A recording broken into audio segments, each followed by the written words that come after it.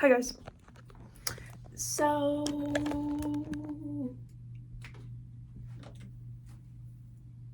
I don't really know how to open up the video. I don't feel psychic when I am psychic. I'm Celeste, by the way. I don't necessarily know what parts of what I'm saying are gonna come true, but they just do. I mean, sometimes I can like do a reading where it's like, oh, this is gonna come true. And then it does, but like sometimes I'm just saying something and it all comes true, but I didn't know which parts, but it was all of it. Or it was only this one part, you know? That sort of thing. That sort of thing. Anyway, I'm doing like a get ready with me, but we'll talk about it. We'll talk about it. So,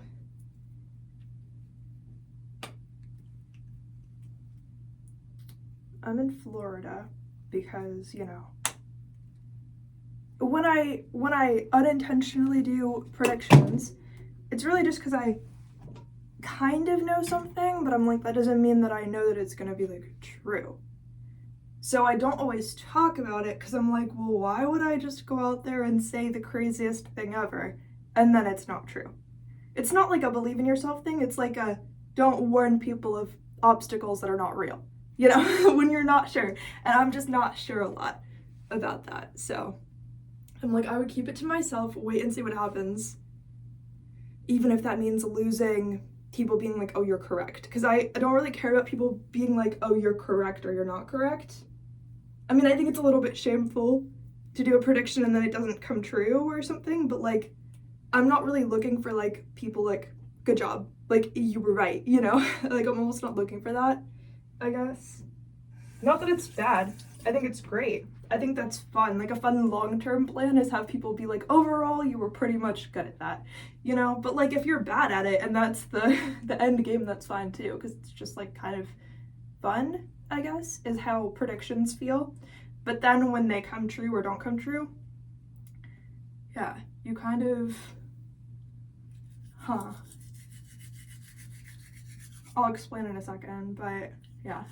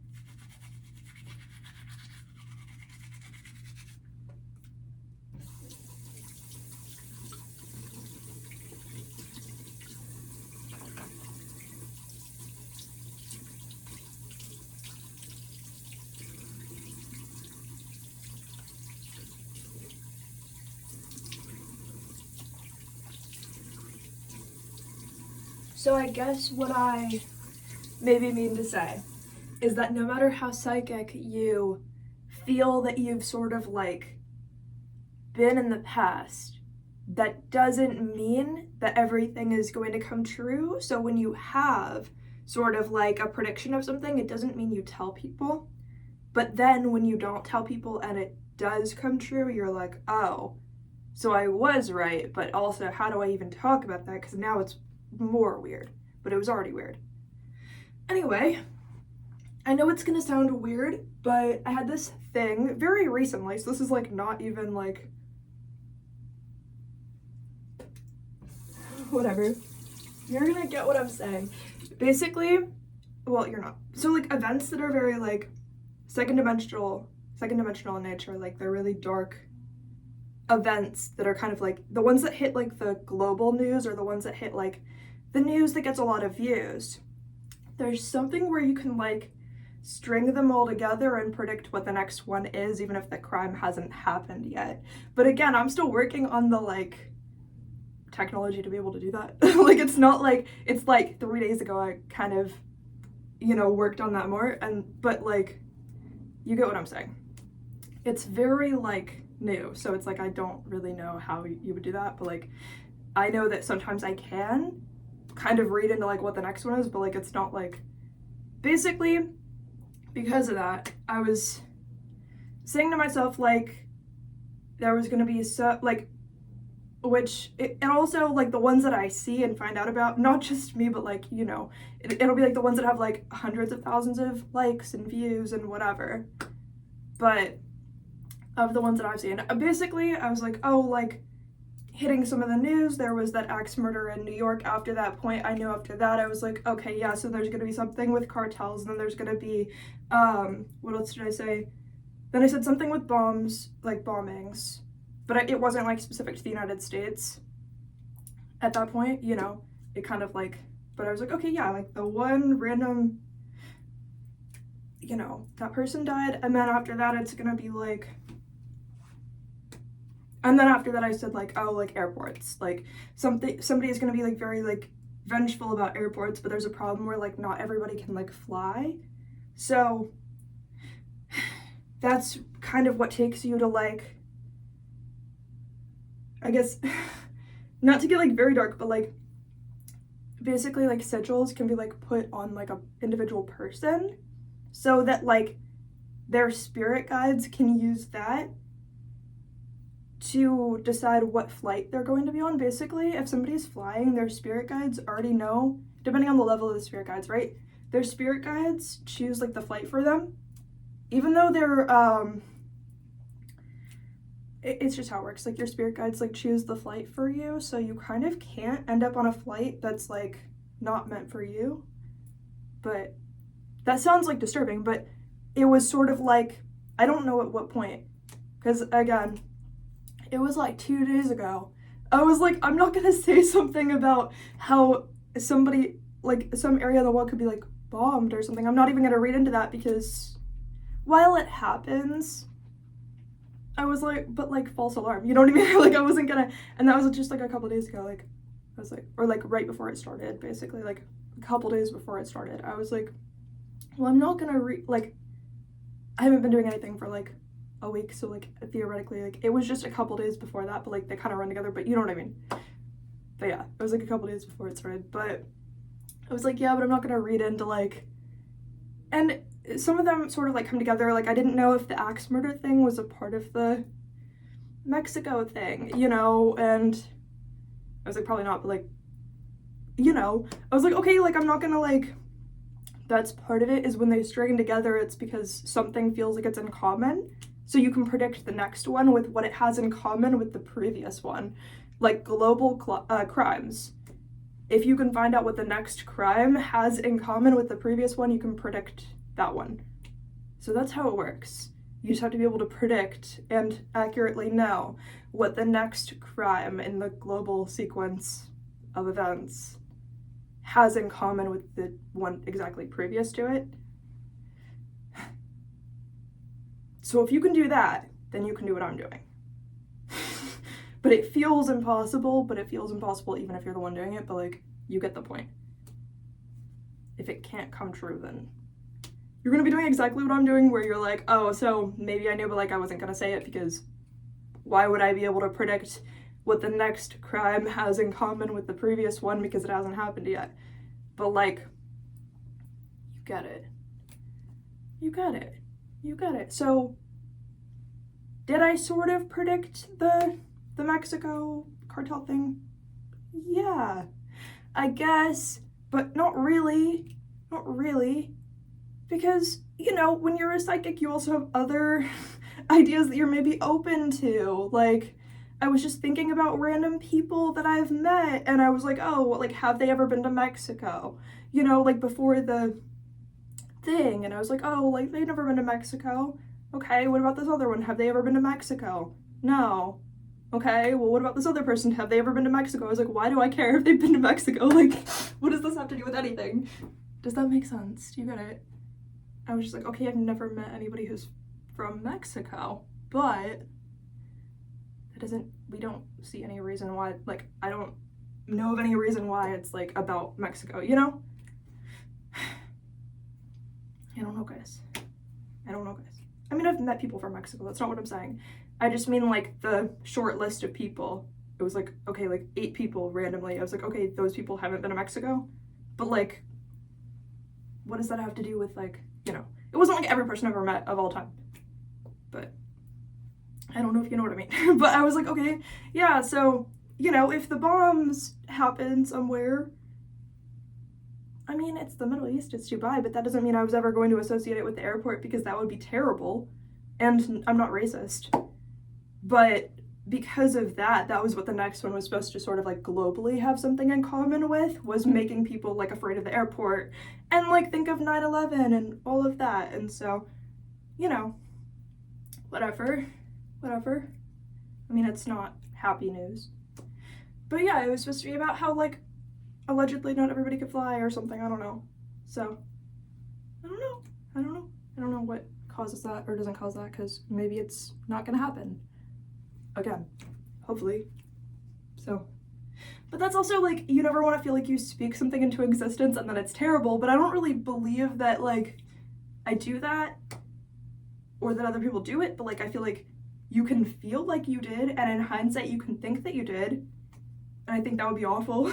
okay, the throat chakra can have words that like make things happen, but you have to save up that energy for a very long time, and if you're kind of always using it, then it's going to be very weak when you use it. Only because, well, you will have like tried to use the muscle so many times, which makes it stronger if you have time to take a break and save up that energy again. Then the next time you do it, it'll be like crazy. But if you use it every second, you're just going to be tired when you have to use it. It's both. It's both. It's both. That's how I see it. I don't know. But, yeah. I don't know, guys. Hopefully everybody's doing well. Hopefully you guys are, I don't know where you guys are. I'm in Florida, but, you know. Hopefully you guys are safe. I don't know. I don't know where the algorithm sends my videos, you know? It could be anybody. So hopefully you're fine.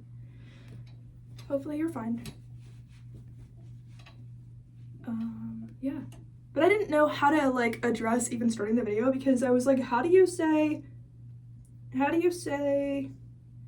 like I accidentally didn't predict that one, because I thought it was probably not true, because I didn't know for sure. And I didn't want to like scare people for no reason, you know? With like no evidence. For as much as I feel like I already do that sometimes, like, I was like, I'm just gonna let this one go. And no. But it's also not about me, because I don't need somebody to be like, good job, you got it. Like, over that. For what? You know? Like, I care, but like, it's not about me. And I have like almost no, I get like 3 views on a video, so it isn't like, you know, that people would have actually, maybe 1 or 2, or I don't know, could have been like, oh, I know, ahead of time, but would they have believed it? Probably not. Sometimes that doesn't happen. Anyway, 1 second. Anyway, guys, wait. I know I just turned on the camera again, but I actually need to go get like chapstick and like lip gloss and stuff. I feel like, should I do my makeup? Probably. I need to figure out what I'm doing with my life. We need to figure it out, because I'm doing nothing with my life, but we're gonna talk about it. We're gonna talk about how I ended up there, because I don't know. I don't know what I'm doing, okay? I don't know.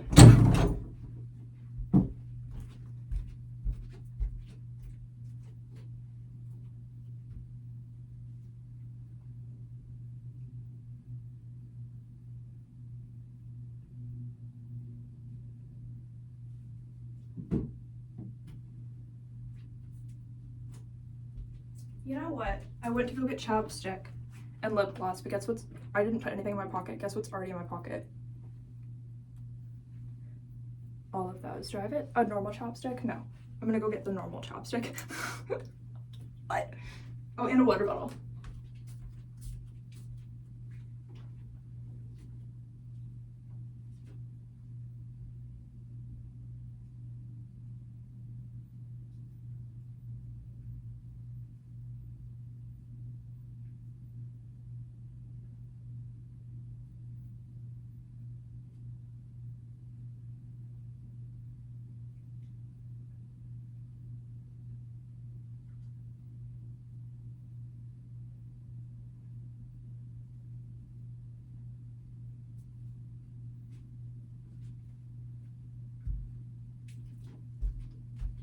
Okay. So, I guess now we talk. I don't know about what. Okay. I think I was gonna say, yeah, I'm doing like nothing with my life at the moment, but I'm not doing nothing with my life. It's the fact that I don't have money that means I'm doing nothing with my life. I would be like the most productive person of all time if I did have money though, which is funny, right? It's the fact that opportunities are like blocked, not on my end, that makes me the least productive person of all time. But with everything I'm actually doing and putting out, I don't feel productive because I don't have like rewards of the success. But other than like knowledge, you know, growing at a faster rate in some form, a lot of trusting that I'm growing in some way that I don't know anything about or that I can't see evidence of. That's what a lot of it is. There's a lot of there's a lot of maybe I would be impressive if I had just finished my first album and didn't start any other ones, but now that I'm on number 40, maybe I'm not impressive to the random other people, not like, I don't know if you know what I mean. I don't mean like to the industry. I have a different approach to that, but to people who are like not in music and stuff, like people I used to know, random stuff, I'm like, okay, like I don't think I would be like fundamentally like important to them for any reason. It's sort of, you know, I'm like, well, it is what it is. They're not gonna see me a certain way, they're gonna see me this other way, you know. It is what it is.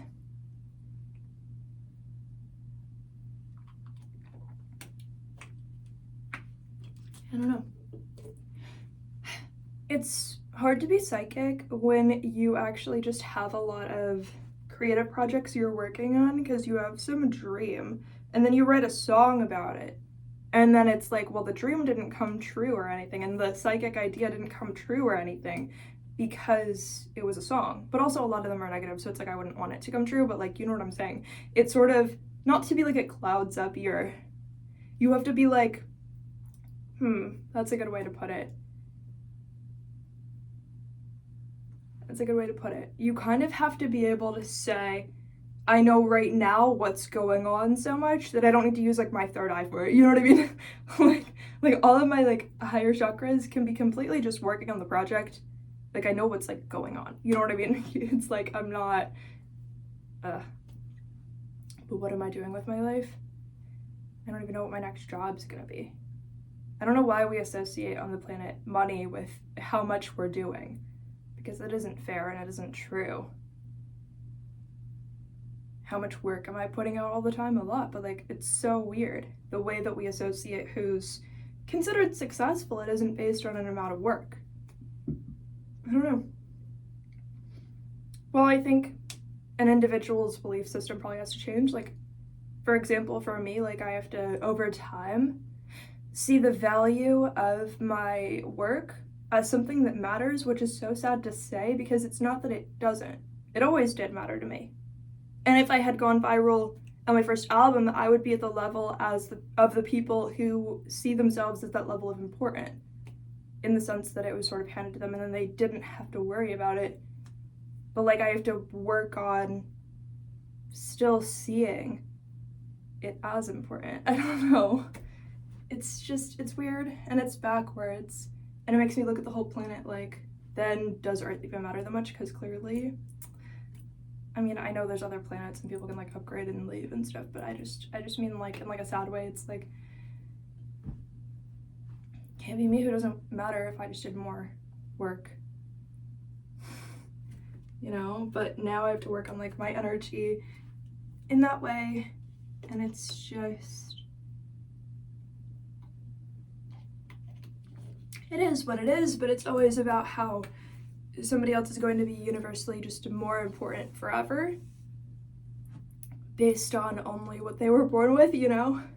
So it's, and I feel like I face that in a very cold, emotionless way where I can deal with you as the problem and me as the innocent victim, you know? But like, which is great.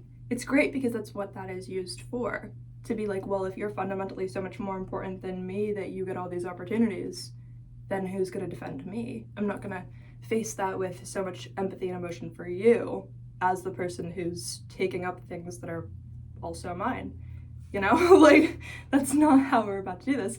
That's how it is.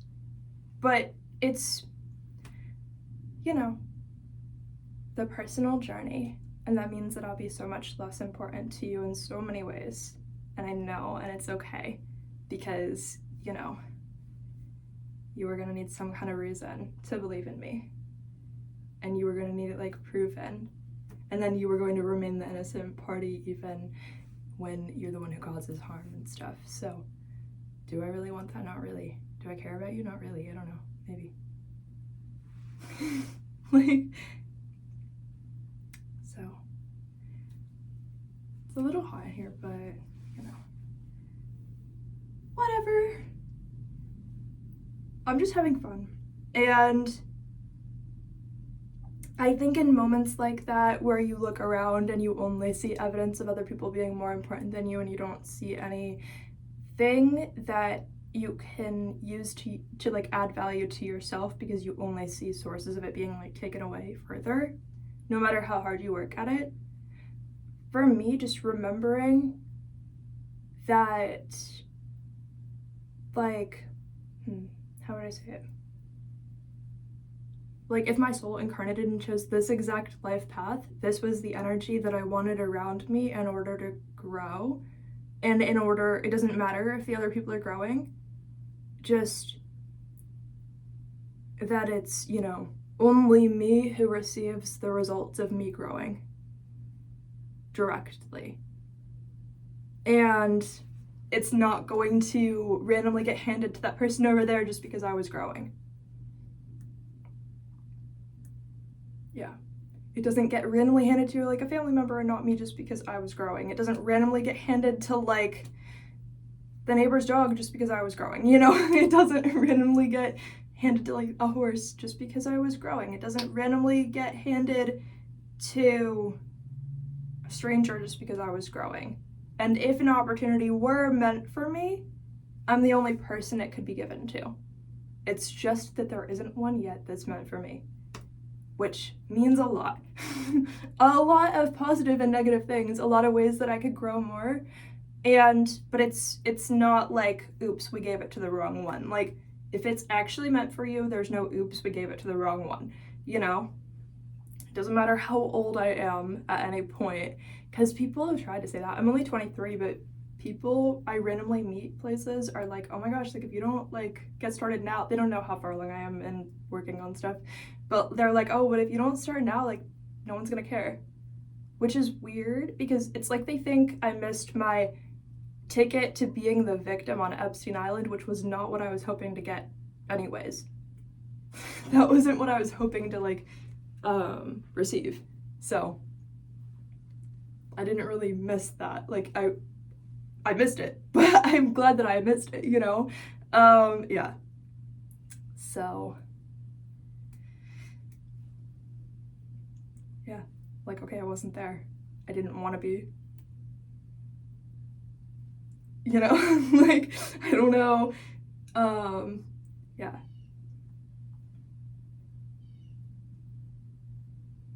But it is awkward when people are like, well, if you're not like 15, like, you're never gonna deserve like the opportunity. And it's like just some random person at your job who's saying that, and you're like, you're gonna work here a lot longer than me. Either way, you're gonna stay at this really unfortunate, boring job for a long time compared to me. And voila, that happened. So, yeah. But nothing humbles you more than making art. And I really do mean that. And not in like, oh, it's bad to be, you know, not like, oh, it hurts you, like, it doesn't, but you kind of, it does humble you. Just your energy is spent in a very humble way and in a very honest way when you do that. And so the more you do it, your energy is just being spent in a very humble, honest way a lot. So it means that it sort of turns you into that. Like it does, you know? But if you're psychic, that part of you feels drained a little bit, so then it becomes almost like unimportant that this came true. Like, I feel like I would have been like, oh my gosh, like, I'm amazing, what I said came true. Like, immediately, you know, I would have been like, oh my gosh, like, I'm amazing, like, I should get positive reinforcement for the fact that that came true. Whereas now, after putting out over 1,000 songs, I'm like, well, of course something I said was eventually gonna come true. Not that I'm not psychic, like I am, but like, it isn't like, oh my god, this is amazing, I'm psychic. I'm like,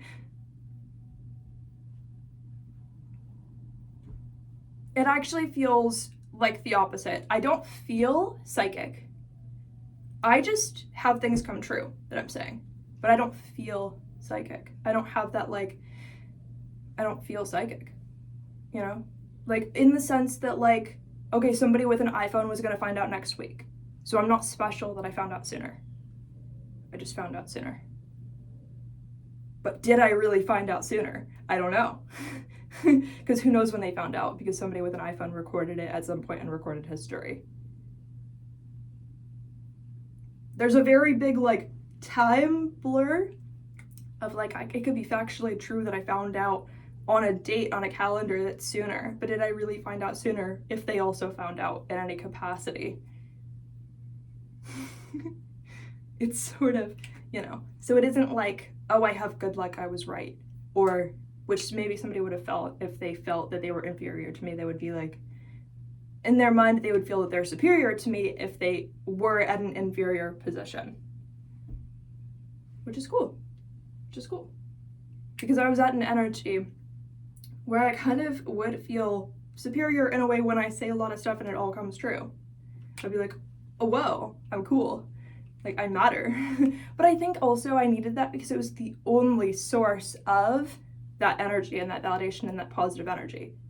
I was like, it wasn't like, okay, I'm gonna go like do something that matters later in the future at all. You know, it was like, I think I needed to be psychic in order to have anything that mattered about me for even just like basic things.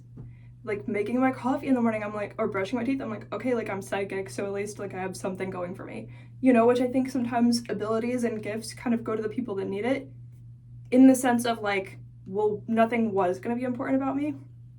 I was just gonna feel like I waited too long for all of my dreams and all my goals and all my stuff if I wasn't psychic, even though, lo and behold, it is like, those opportunities were kind of taken from what I could have also experienced, but not having money means that like I'm not going to get it in the same way as other people, like ever.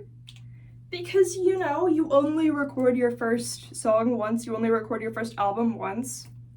I mean, it's great when people have a big catalog, but like, you only get those first once, so you have to be able to make yours special, like no matter what wasn't special about it, if that makes sense. And there are things that are special about it when I think about it, but like, yeah. Like, I can make album 47 the most special one ever, but that doesn't change the fact that album 1, 2, and 3 were kind of spur of the moment in a way, you know, without like financial success or resources to create it. But it's special in the sense that like all of them I created in the best way that I could. And I didn't stop and I didn't give up on myself, and that's what's special about me, is that I didn't give up on myself when other people haven't even tested themselves to the capacity that I have. It's not like, oh, you would have given up on yourself. We don't know if you would have made it to album 39, you know? We don't know if you would have. We don't know if you would have in 100 years.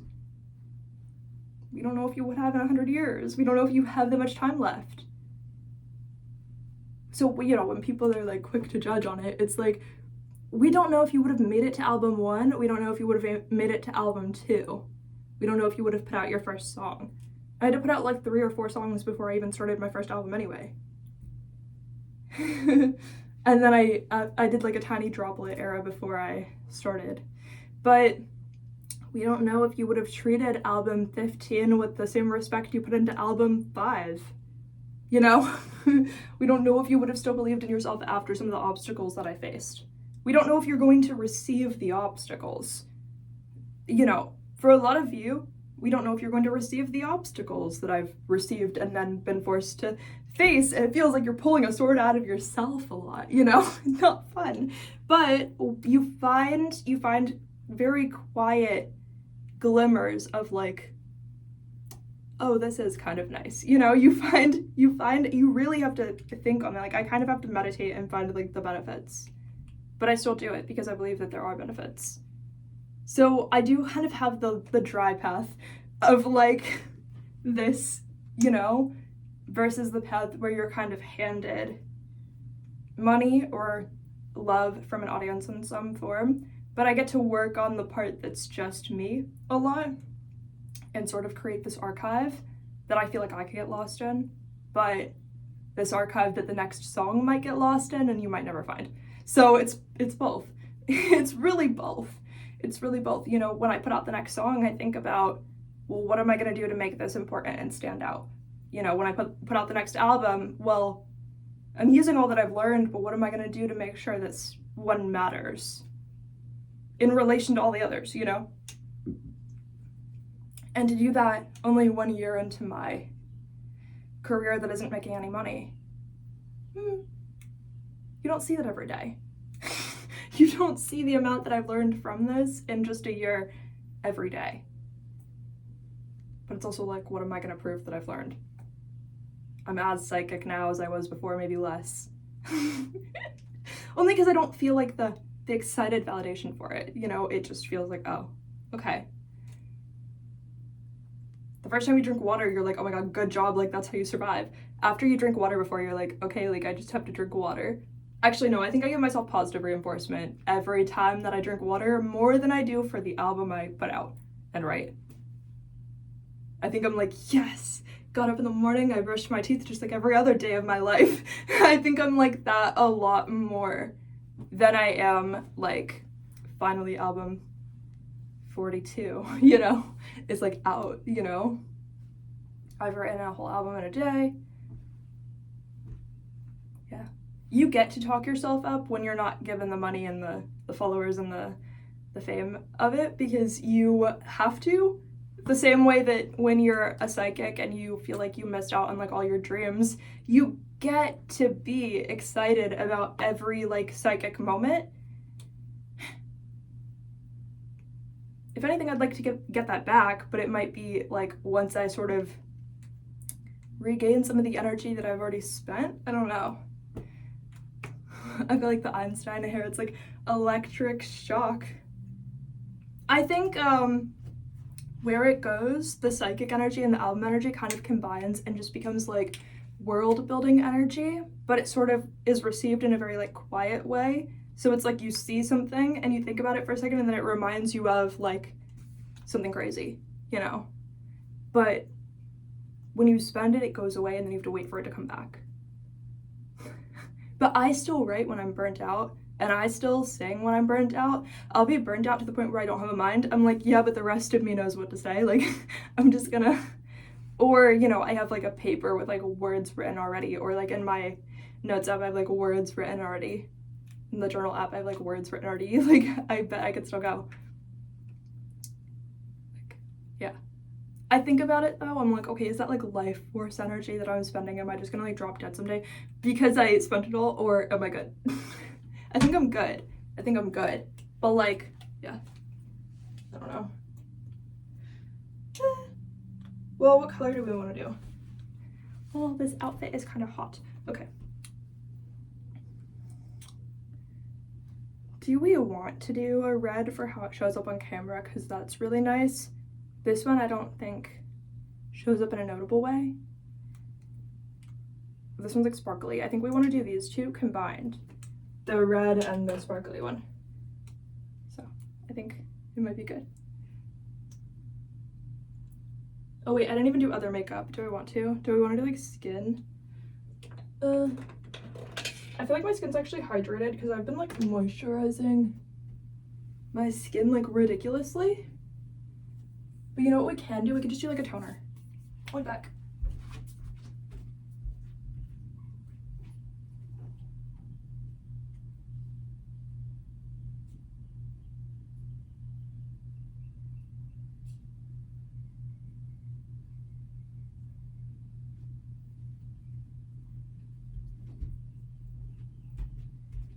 I found earrings.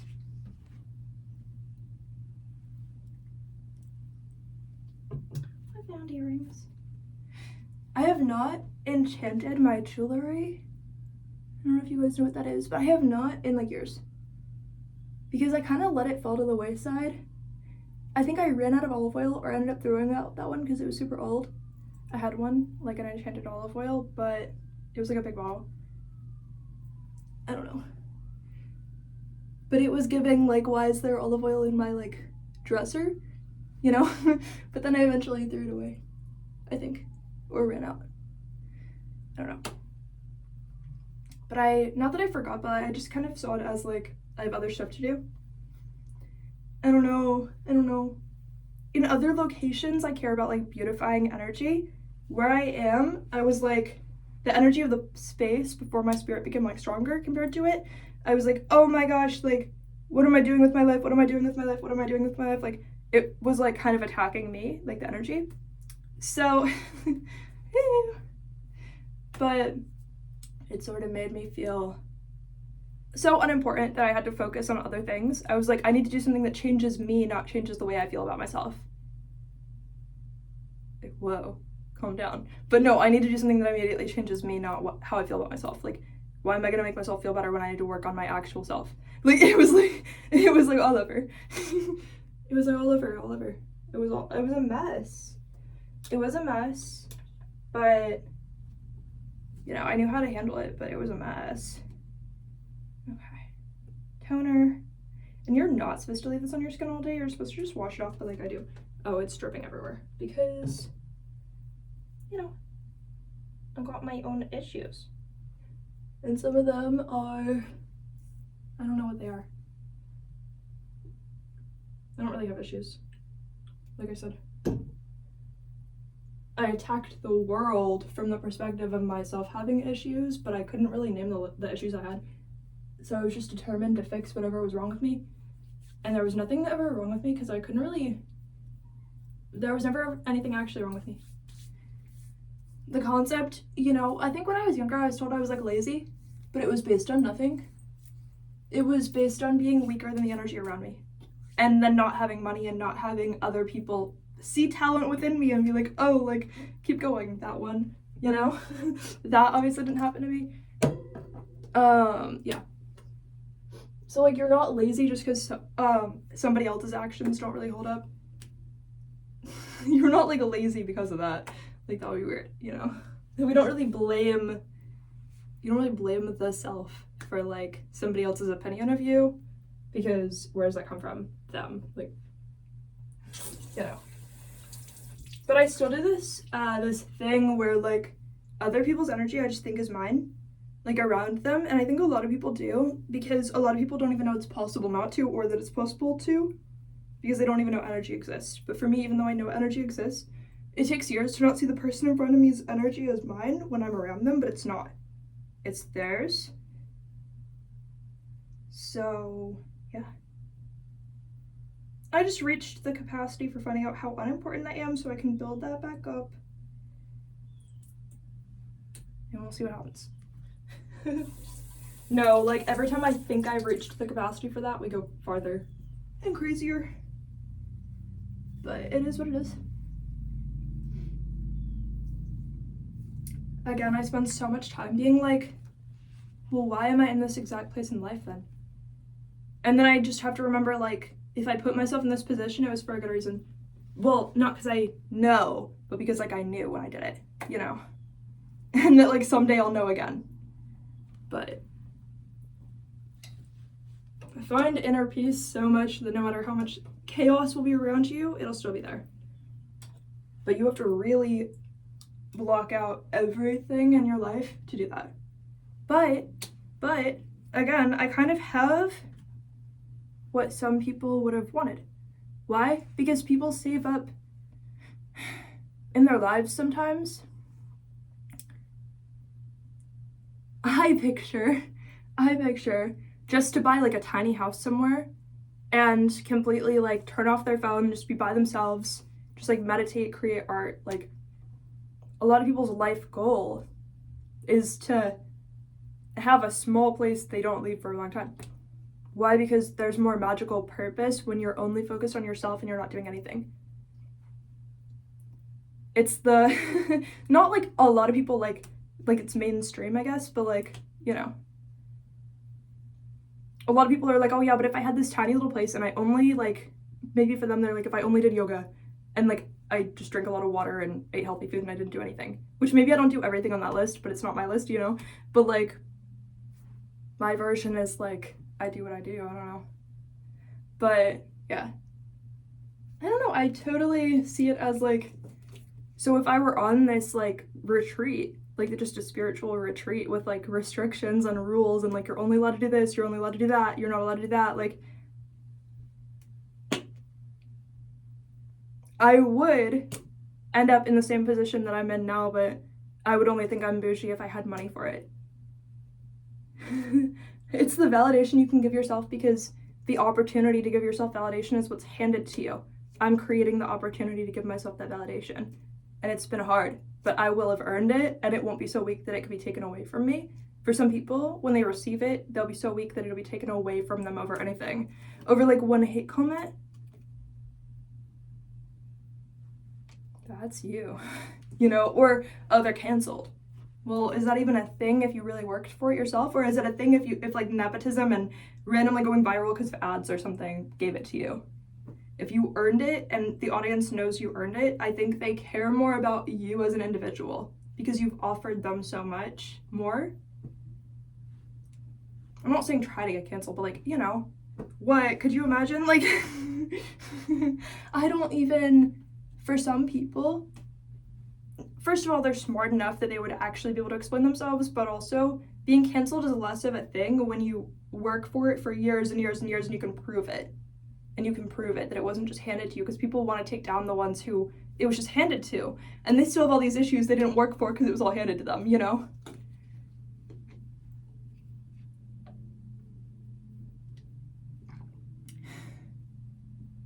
I only put water in my hair and it kind of looks good. Why is it kind of good?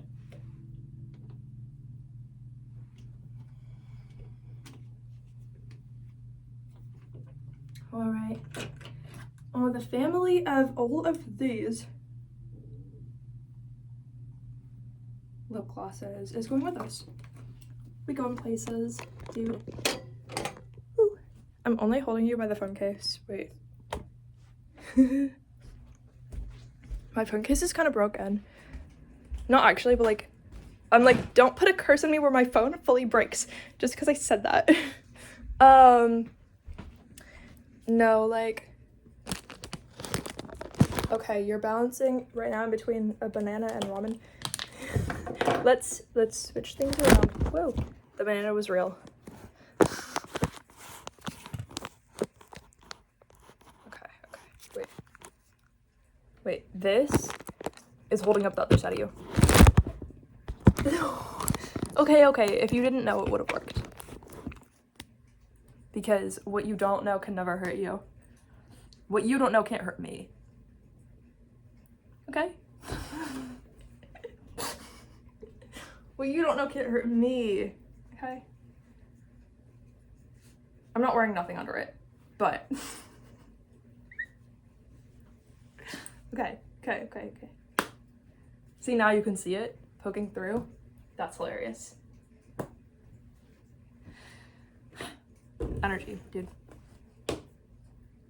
Now you know it can't be put back to normal. Okay, what do we want to do? I think I want coffee. What do you think?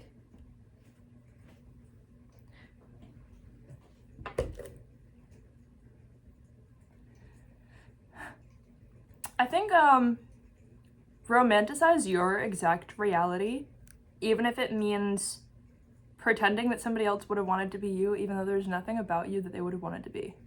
But not, like, people you know, because that's weird. But if you picture, like, okay, like, if somebody were, like, super famous and rich and stuff, like, why would they want my exact life, even though it isn't? Like, not that they lose the life experience of theirs, but, like, what part of my life do they wish they could have grown through instead of skipped? And approaching it that way helps, because you're like, well, of course I'm learning something that has value. When I look at it that way, I just don't know why I was deprived whatever they have, you know? Oh.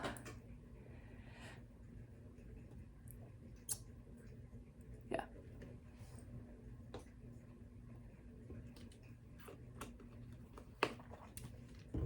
Oh wait, did we even do the lip gloss? I don't think so. I think I only did this one.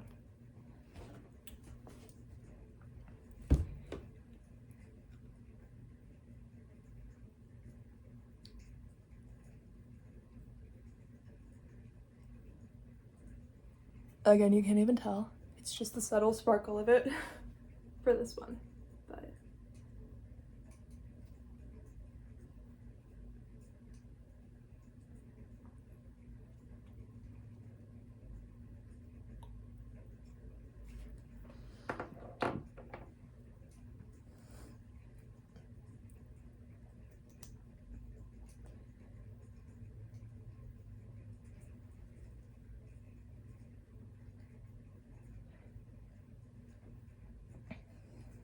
It's not like potent enough to match the robe, but the color itself does.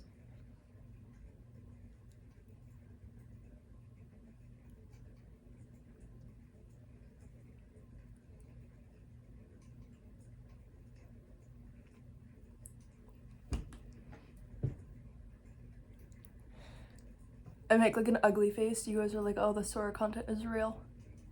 You know? Like actually real.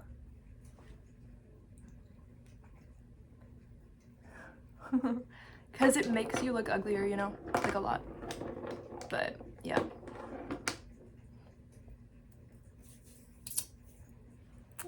Which honestly shows you guys how much confidence I have, because I'm allowing a fake version of me that actually looks uglier than I do. And sometimes better than I do.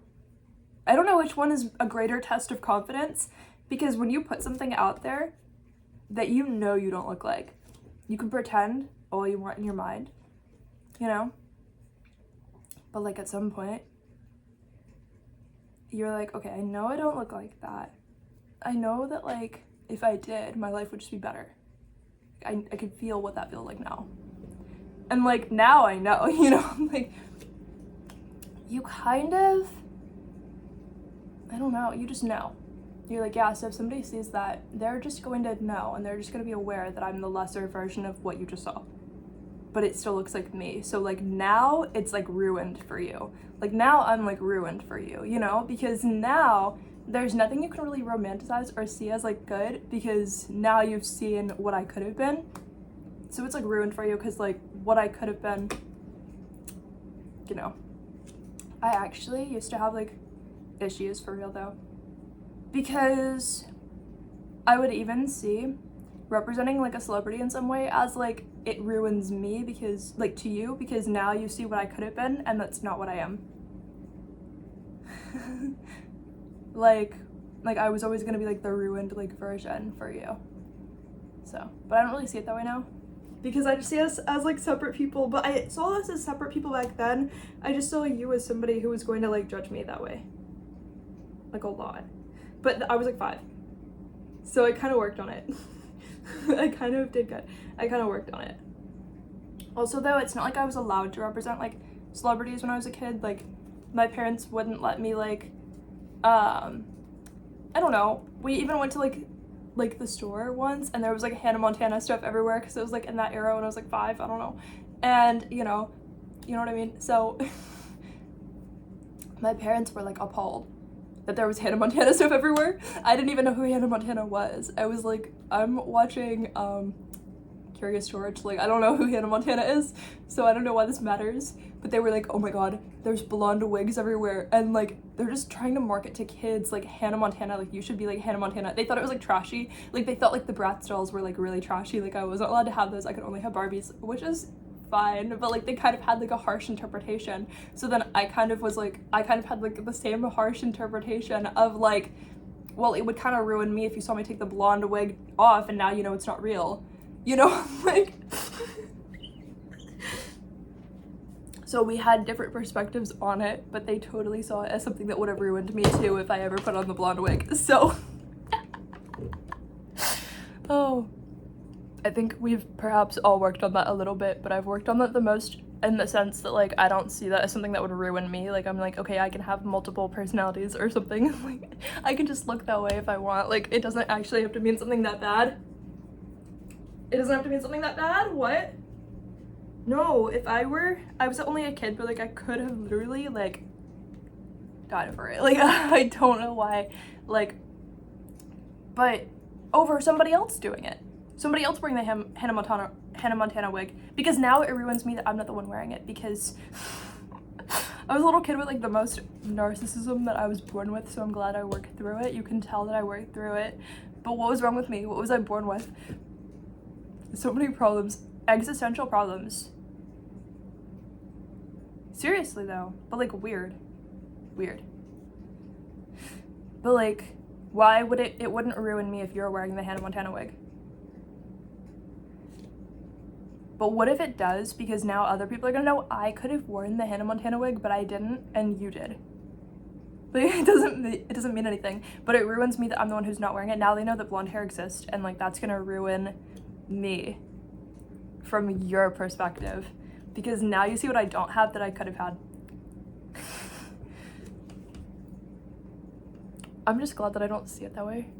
Like, I could, like, know somebody with blonde hair and not want to, like, skin them alive because they are ruining everybody's perception of me, because, well, why do I exist if they think that something else exists now? Like, it doesn't make sense. I was like, that's just gonna ruin me from your perspective, and I'm never gonna be who I could have been, because you're always gonna think that, like, I'm lesser than what you just saw. You're always gonna think I'm the lesser version for no reason. But I couldn't, like, face it, you know?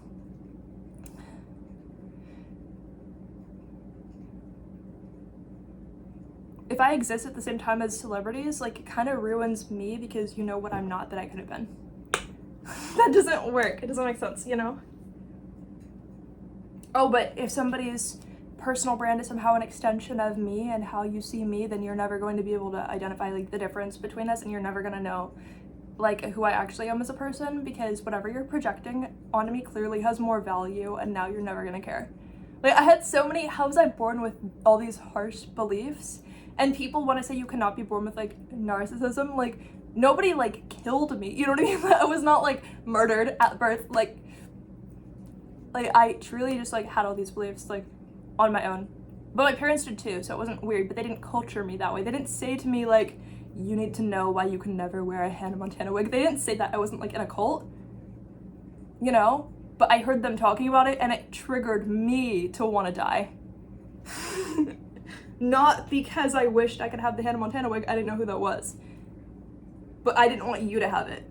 Not because I was jealous of you, but because I didn't want you to ruin yourself by having it. That's a big deal. That's not normal. But it's also, like, you're afraid to just have, like, blonde hair. Like, you're free to be whoever you are. I don't know what was wrong with me. Throw me off a bridge if I was, like, 1 year old. I don't know. Like, actually, like, it was not worth it. I don't know who I am now, because what the heck? Like, how did I... What? No, but I was also not normal. I was, like, giving serial killer from the start. A little bit. Because, you know what? No, I was kind of giving serial killer, because I learned all of the English words before I could talk. I don't know if I told you guys this story. I learned all the English words before I could talk, and I was a baby when I did talk, and I would, like, I don't know how old, but I was speaking in full sentences when I finally talked for the first time.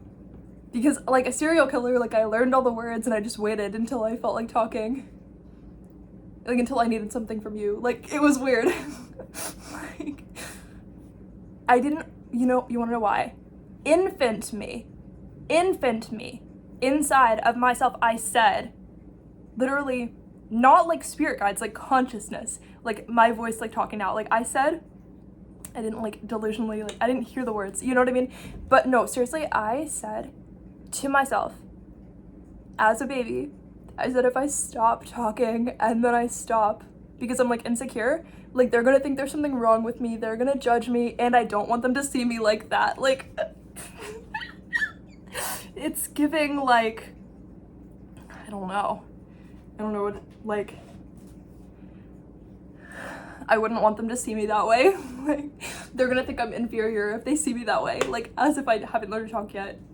But like, they just knew, like, this is a baby, like, they don't know how to talk. But I was like, if they see me like that, they're gonna have it confirmed, and then they're never gonna see me the same way ever again. Literally, like, infant, like, throw that off a cliff, because infant me, because you wanna know why? I actually believed all that. I actually believed it would permanently change the way they saw me in a bad way if I talked. If I just, like, if I was like goo goo gaga, like, they were gonna woo. I thought they were just gonna, like, think I had, like, health issues, because why can't she talk? I had, like, problems, like, I don't know, guys. But yeah, so I, like, serial killer, like, memorized every word, planned it all out, and then spoke in full sentences when I finally talked.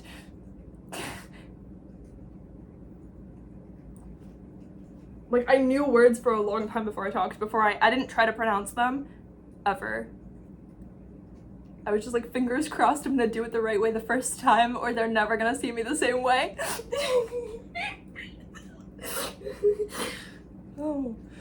Like, when I tell you, you can be born with, like, narcissism, it just goes away. You're just doing the opposite.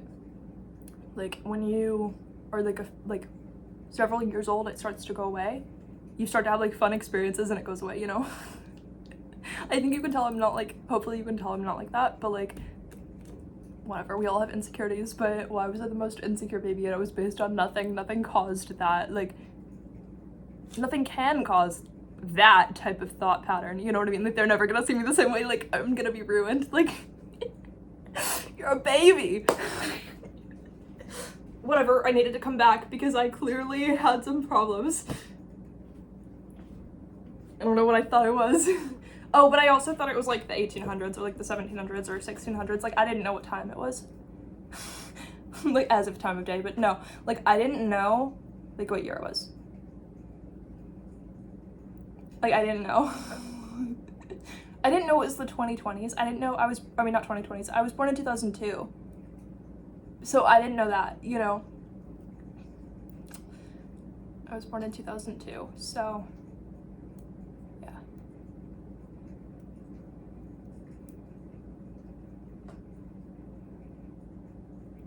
To be born in 2002 and think like that, I was allowed to, you know, the timeline allowed it, but I also remembered it wasn't my first life, but I didn't really fully remember past lives or anything, but like, I was just like, ew, I'm back again, like, or why am I back again, like that, like, yeah, but I was like 3 when or like 0 when I remembered I had like other lives and stuff, but yeah. Oh no, oh no.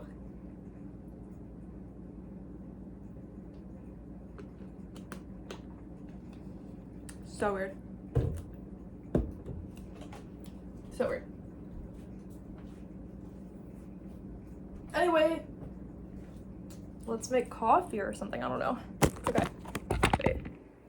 So I think it's awkward to tell you guys how far I've grown because I think the vast majority of people can only remember themselves growing in like 3 or 4 different ways, which maybe I'm wrong, but like probably not, you know what I mean? So that's how I feel. So it makes me feel like you're comparing that as my, like, what you think my current level would be, which doesn't feel fair because I know how far I've grown, you know? So it's almost like I have a little bit of like a distrust that you're going to like still see it as possible that I've grown at all. Sorry, I'm trying to decide which mug I want. I don't know if you can hear all the clinking and clanking, but like I haven't died, you know? Like it's not like weird. Okay, wait. Looks clean, right? I think so. It's a very gray mug, but it feels normal. Hi. Yeah.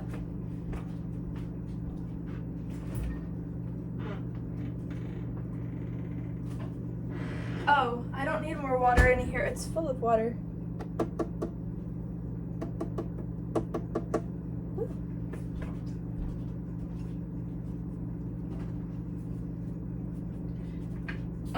Do we want a vanilla affogato? I don't think so.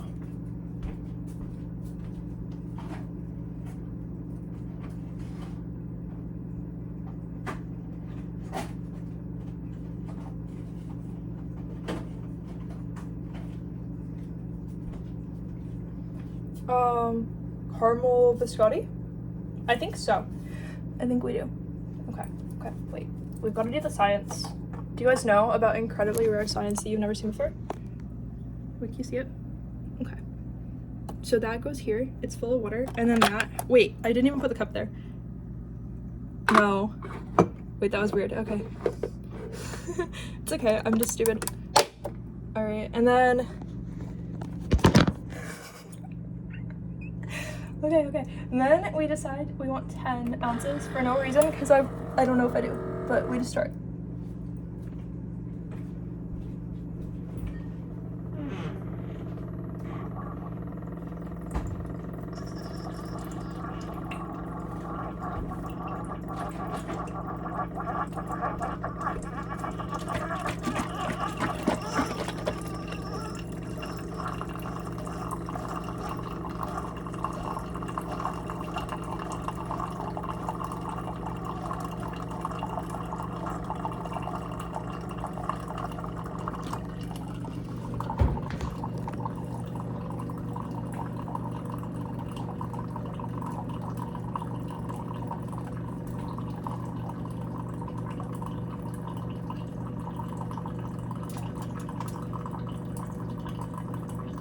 Do you think I was going to do that?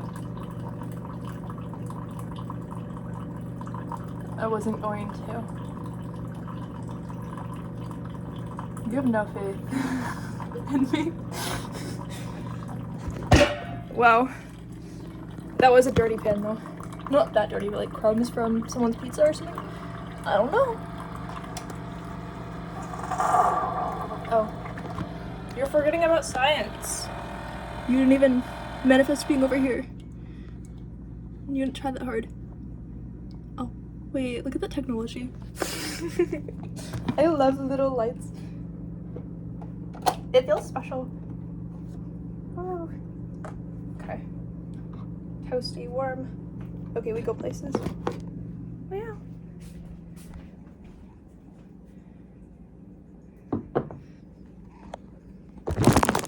We don't want you there. Okay. Oh, you're already balancing. Okay. I didn't know what you should be balancing on, but it's all good.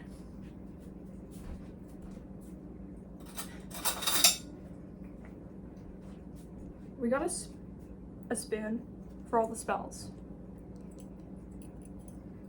Okay.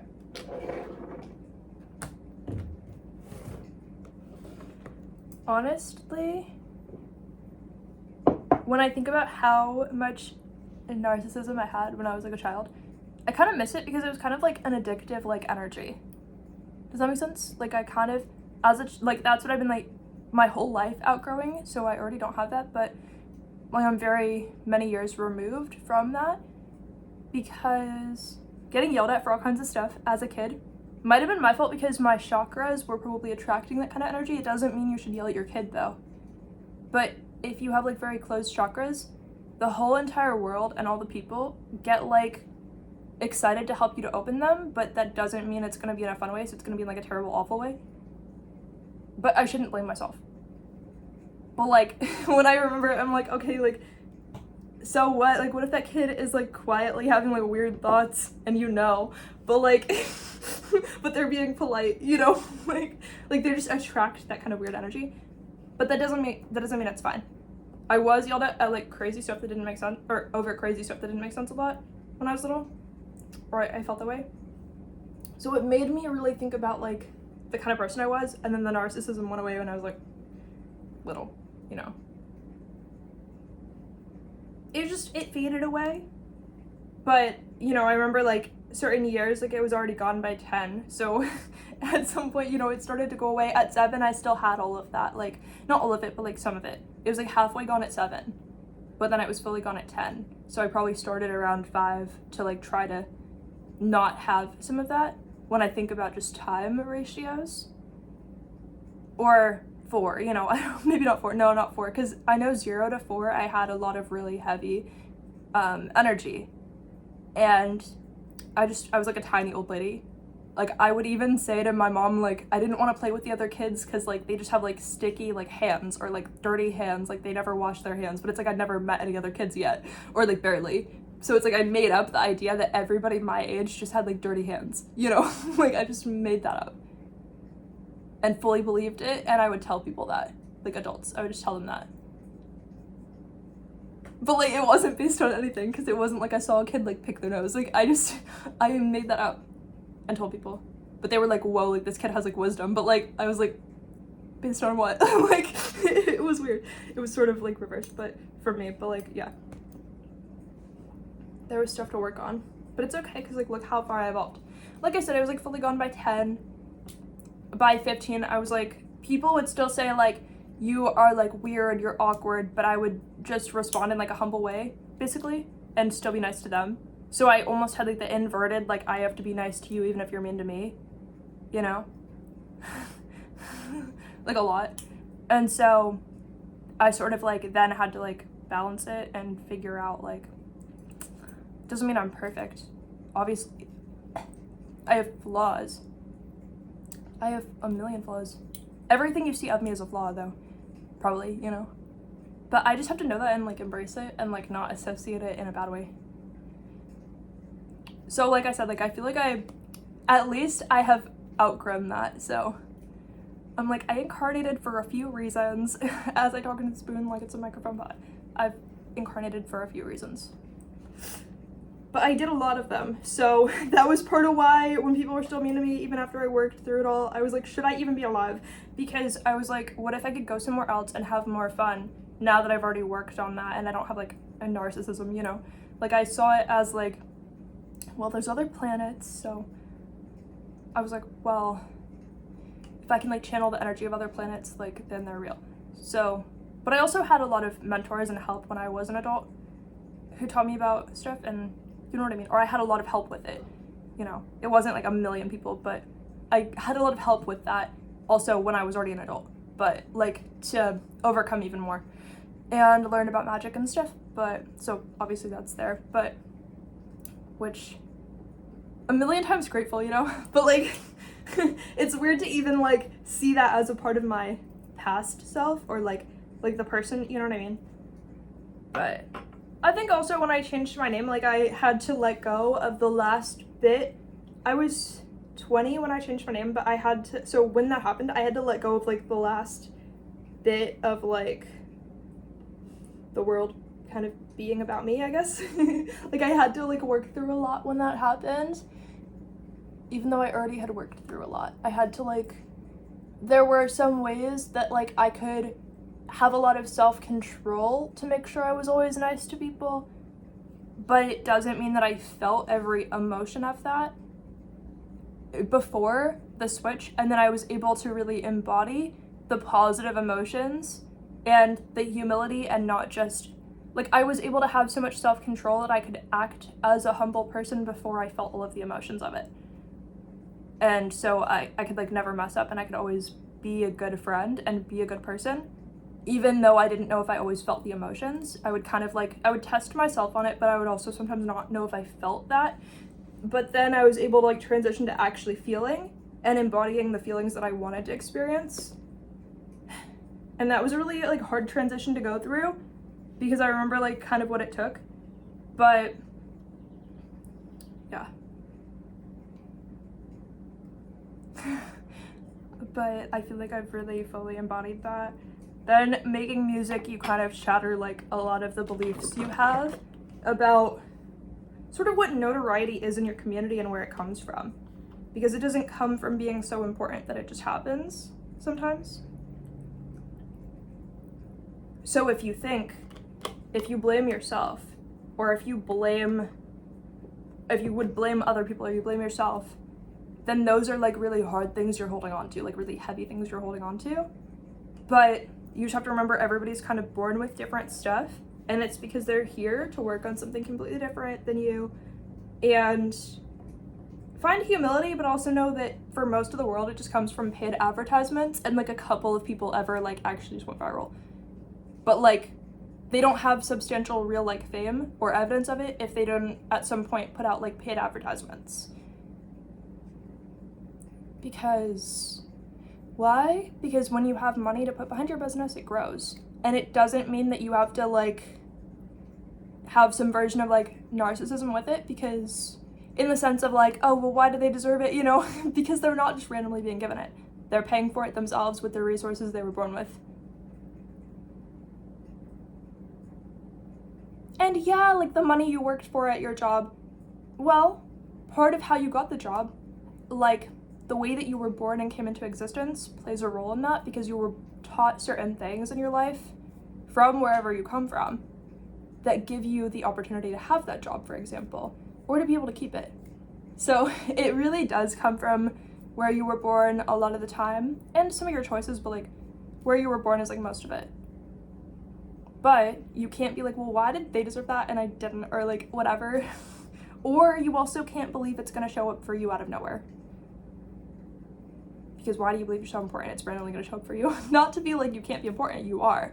But you need to be important independently of what other people think of you before you're important in other ways. Or you're gonna be kind of miserable.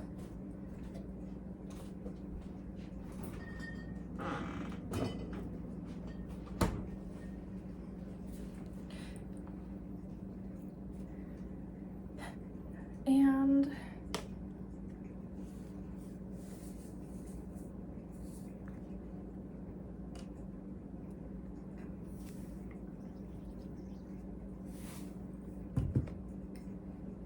that was a lot.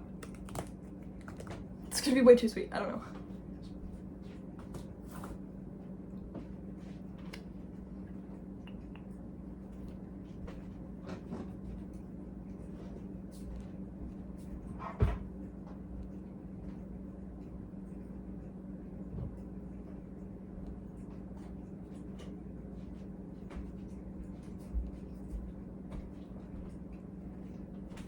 Let's see. Maybe I should have worn a different shirt. It's been hot and cold, hot and cold, hot and cold, hot and cold, hot and cold, hot and cold, hot and cold, hot and cold. So, who knows?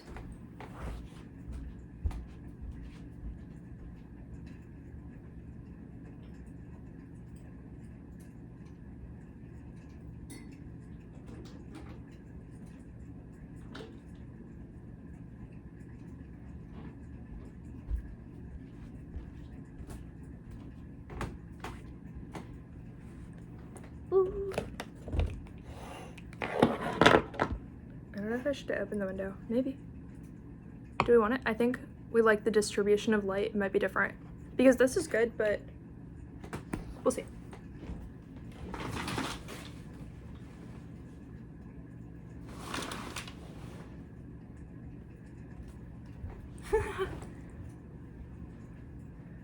I don't know what that is. Random objects, probably for cars or something. But like on the windowsill, I didn't see that. That's funny.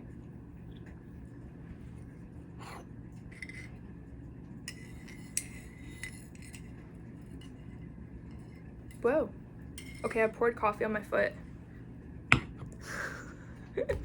Caffeinated feet? I don't know.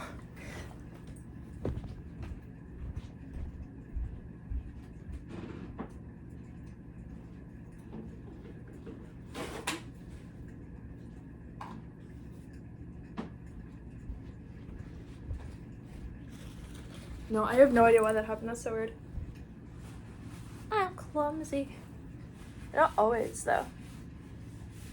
Not always.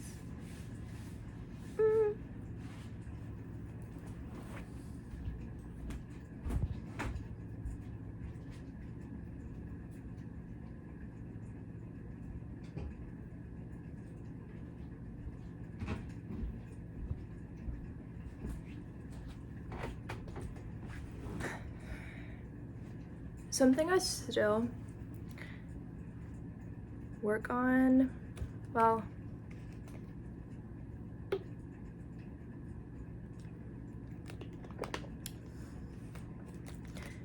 I have a problem where I'll try to work on within myself, almost like the narcissism of other people. But it's like that doesn't work because you're not them. But it's like I know that I'm not them. Not like magic, like I'm trying to help them in some way, but like it's like I can't escape it. It's like I don't have to be around a person for their energy to be like around me or like feel consuming of me and my attention. And so I don't enjoy that.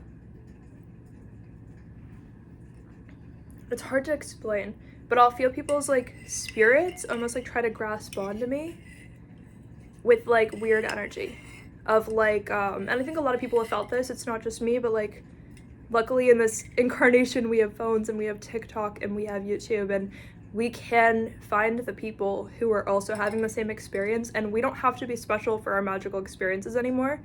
We can be special for the ones that are actually special, but we don't have to be. We're not forced to be special for having one magical experience in a lifetime and you've never met somebody else who did, you know, or who admitted to it. Luckily, that in this incarnation you can scroll and you can find somebody who's talking about like they can feel people's spirits and stuff, you know, and it's really healthy to have, because when you start having things like that, if you think you're special because you're the only person who's ever had it, you're gonna go somewhere really dark, like where I probably did in a lot of past lives.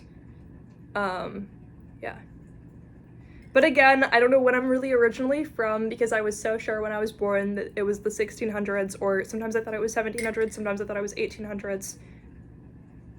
I never thought it was the 1900s, ironically, but I never once thought it was the 1900s in any way, because I think I knew I wasn't going to incarnate in that time, but I think I was so sure I was going to be back during like 16, 17, 18, like, but it's also possible I had incarnations in very similar planets. Most of us had incarnations on very similar planets that were just not Earth.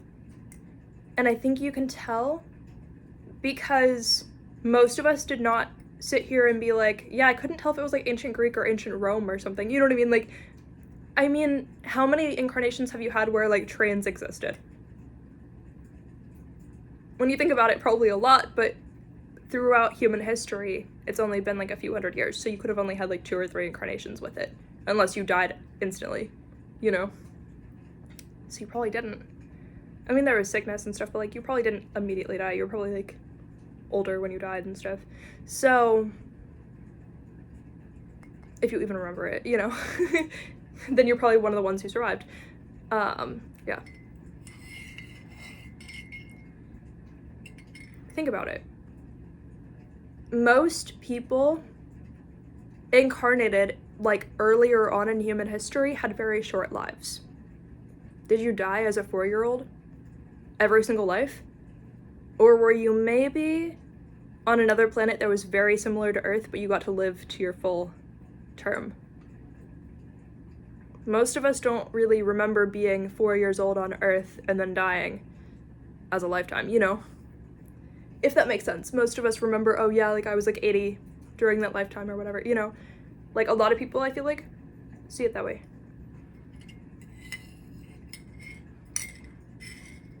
That's what I think.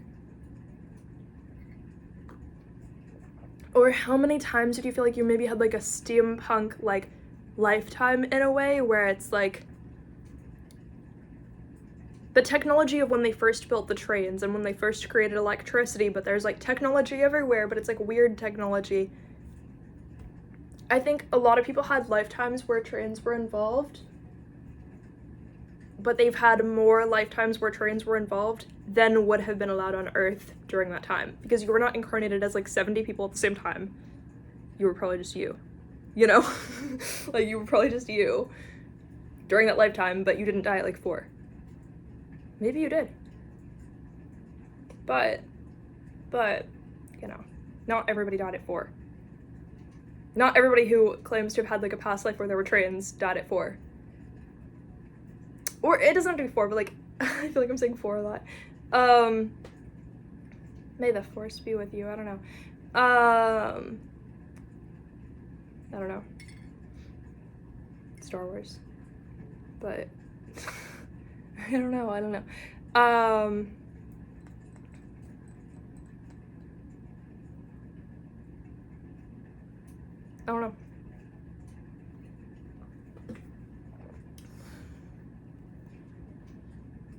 I'm so embarrassing. I'm so weird. But yeah, like I think that if you've had like 70 lifetimes where there were trains, or if you think you did, or if you had like 10 lifetimes where there were trains, like you either died at like 1 because you're gonna like take a break in between each lifetime, you know, And so, especially if you diet at 1, you're gonna be like, okay, I need a few years off. Like, I don't know what just happened. Like, I need to go somewhere where I can just chill out because what just happened. Like, I don't know why I died at 1. I don't know why I died at 1. Well, I think sometimes it depends what type of energy you hold. For me right now, if I were in a lifetime, like how I feel, if I were in a lifetime and I died at 1, I would probably just come back immediately because I'd be like, I'm bored. I want to do something. Or I wouldn't have to, but like, I don't know. I think about it both ways because I'm not going to need like time off if I already feel fulfilled and happy, but at the start of this life, like I was so unhappy. So unhappy. So unhappy. I would have been like, I don't know what I would have done. I was just unhappy to exist. I have no idea.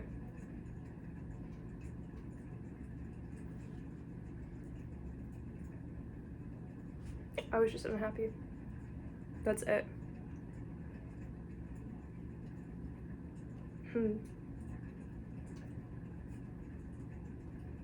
I don't know. I'm just saying random stuff now, but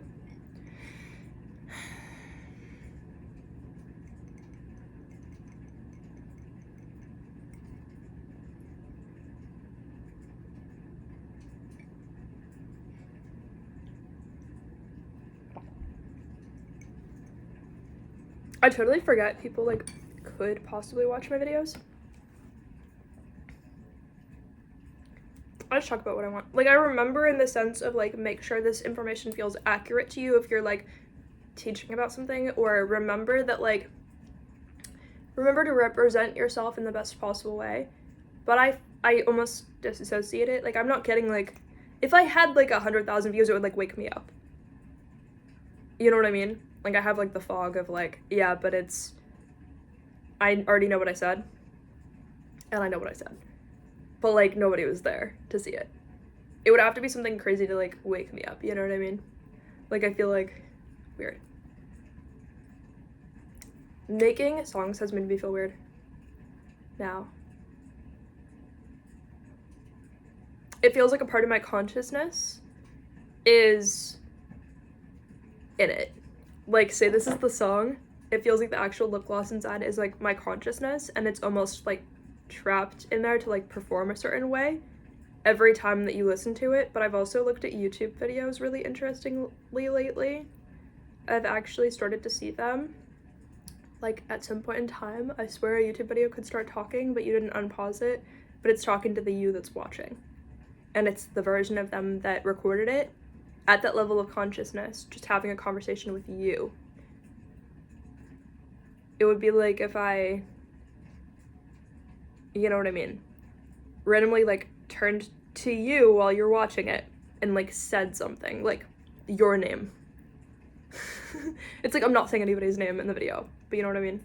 Like, I think when I had that fried chicken, well, it's gonna be a completely separate video. I had fried chicken, and I essentially predicted it making a sound, because I was like, it's going to be like a voicemail, like, but I was just holding the fried chicken. I didn't think of it, but I was kind of saying that to myself, and then it started making like a chirping sound, like very distinctly, to an insane degree. And so I was like, oh yeah, it's like a voicemail from like the consciousness of the chicken's spirit's like higher self being like, this is what it sounds like when they're a baby, even though you already know that, but like, it's fried chicken, so like, I don't know, just live in the experience, you know? It's kind of like fried chicken can't tell you a lot that you don't already know, but it can show you a new way of finding out information that you already know. Because like, unhealthy food is at a lower consciousness, but it still has to offer you something because it's food, so you're still feeding your soul in order to stay on the planet. Your soul eats the experience while your body eats the food, so yeah.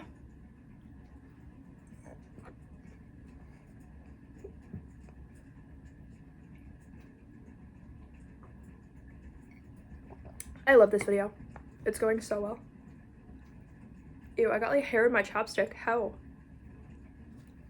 Just by going like that. I got hair in my chopstick. But I don't know where it is. I can't find it. I'm so terrified and paranoid of like accidentally eating hair. Like in food or something. Like I don't understand how that works. I'm scared. There's a lot that I'm scared of about food. Like just like, what if you ordered like DoorDash, you got a drink, someone like spits in your drink, what if they used ice at their restaurant and they like chip glass in the ice? What if they don't even like, and they don't know? And I think it's not just because I worked at restaurants where they prevented that, but I worked at restaurants where the managers didn't know it was possible and would do the actions that lead to stuff like that. And then when I said something, they were like, what's wrong with you? We don't care. I was like, oh, whoa, okay, dude. Okay, you don't care, like, my bad. My bad.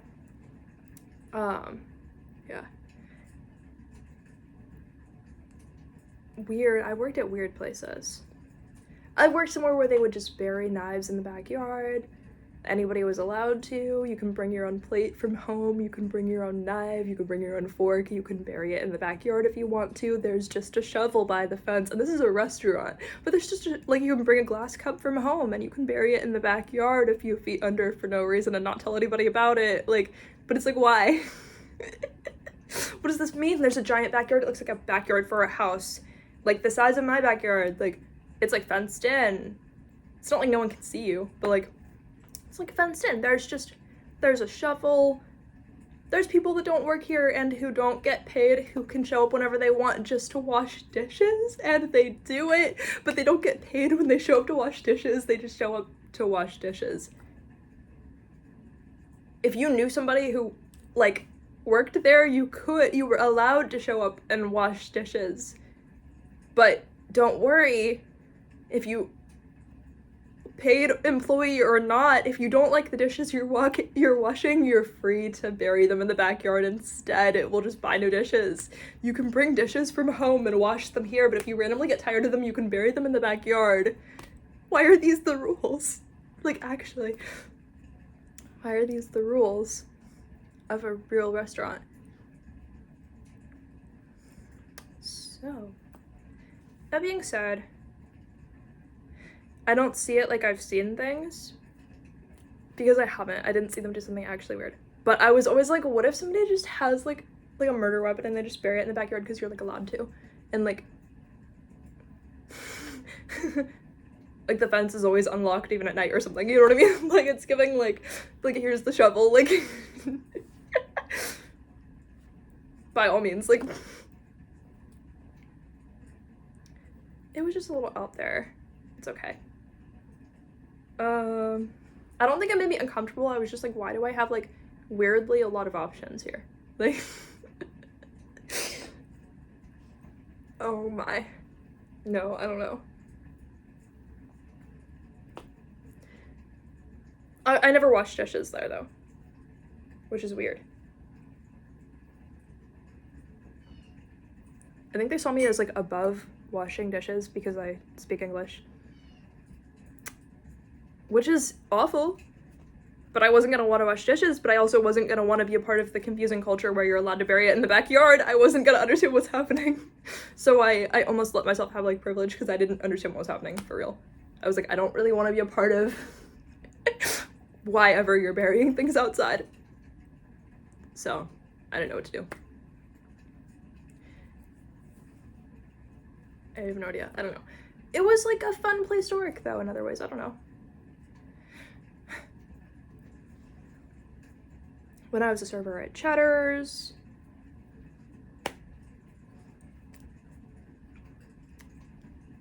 to be fair, I think I always was like, well, why won't they just let me do it? Why won't they just promote me? And it's like, looking back, it's like, because you're really bad at it. Well, Cheddar's hired me as a server, and they said it's okay, like, we'll train. But they didn't know what kind of training I was really gonna need, because they were like, you just read the menu and then you talk to the people. They didn't expect, I think they didn't expect the amount of chaos that it was going to be, which makes me sound terrible. Like, I swear I'm not like a terrible person. Like, I would just accidentally get people's order wrong. Anytime they had sides, I would forget to write down the side. You have to write so fast. Also, you have to memorize the menu. And at Cheddar's, there's like some of them you can have like 2 sides, and some of them you can randomly only have like 1 side. So sometimes I would forget they can have more than 1 side, so I wouldn't like ask them what they want for the other side, so I would just give them a random side for the other one. But I was only thinking like, I don't want to get in trouble. I should have just doubled the 1 side they asked for. Like, what's wrong with me? I don't know. It was a really hard time. It was a really hard time. I don't know what was going on. I'm just like lucky I like got through it. I don't know what happened. It was such a weird time of my life for like no reason, but I don't know. I feel bad for like the version of me that worked there, like not because it was like so awful. I'm just like, how did I even survive? Like, that's so sad. I don't know. I felt like my life was like chaos. Like, it was so hard to like get through, but also I think I'm like kind of small and not very muscular and not very good at like athletic things and not very good at being like super flexible or very like aware of my like surroundings necessarily. Like, I'm not really good at like things. Like, I'm really lucky when I have something I feel good at.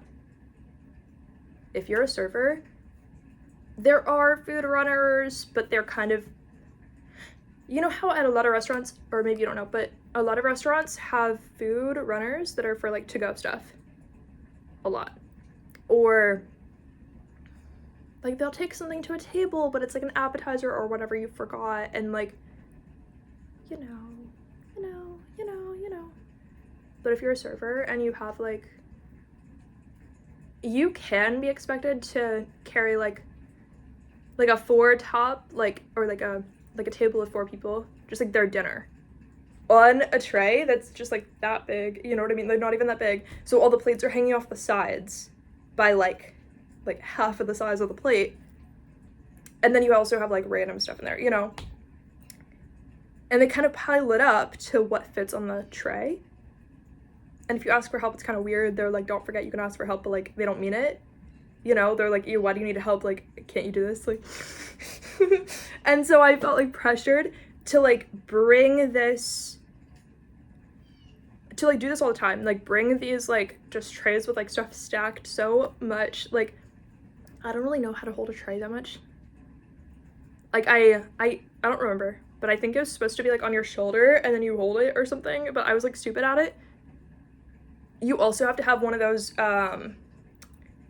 table things. I hate those. Oh my god, that is like the freakiest like energy, but like those, like it like opens, it like holds the tray, but you have to carry that yourself and have the tray. But I'm like, first of all, the tray opening thingy is like half of my height and I'm just holding it like this, like hoping that things go well on the other side while I'm holding this giant thing. So while I'm holding it, I have to like, you know how like you're standing, you like bend your knees, you like, and then you like with one arm grab this, open it, put it down, take this tray and now set it perfectly on the thing so it doesn't fall. But those things are super easy to like drop. I feel like everybody's gonna be like, what do you mean? So because I'm not the best at like the athletic part, like I loved this part because it was like so exciting actually, but first of all, their whole order is gonna be wrong and I'm about to drop it like every single time. All the plates break like all the time. They re-cook all the food all the time. The table's just watching. Like, this was like an everyday thing. This was like a 7 times a day thing. Like, I don't know. My bad. They said we'll train you. They didn't say we'll train maybe everybody except for you, because I don't think I was gonna take it that well. And I don't think they had seen me before in the capacity of like, this isn't gonna work out. But they were also Cheddars, and they have to take what they can get. Beggars cannot be choosers. Cheddar's was just lucky to have somebody who will never do drugs in their bathroom who wants a job. I had a table, I think I've talked about this before online, but I've had a table.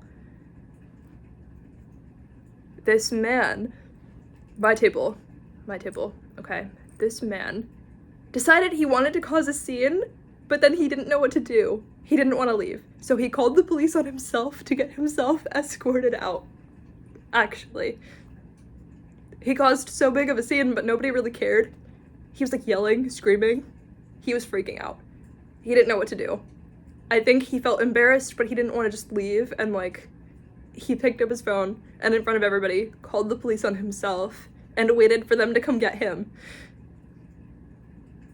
Not to talk to the managers, like he waited for them to come get him. Nobody was like, "Sir, you have to leave." Like, he was allowed to scream at the whole restaurant. I worked at Carrabba's, and on Valentine's Day, I think it was Valentine's Day, yeah. It must have been, yeah. A couple got married. Not engaged. Not engaged. I worked at Carrabba's, and on Valentine's Day, this older couple, not super old, like 50s? Not like 80, not like 90, not like, near-death experience, but like, for them, you know what I mean? But like, they weren't like 40. I don't know, guys. They were like a certain age. I don't know exactly. So they were actually talking about how, I don't really know, like, so basically they were scheduled to have a wedding that day, early in the day, on Valentine's Day. Okay. The person who was supposed to officiate the wedding never showed up.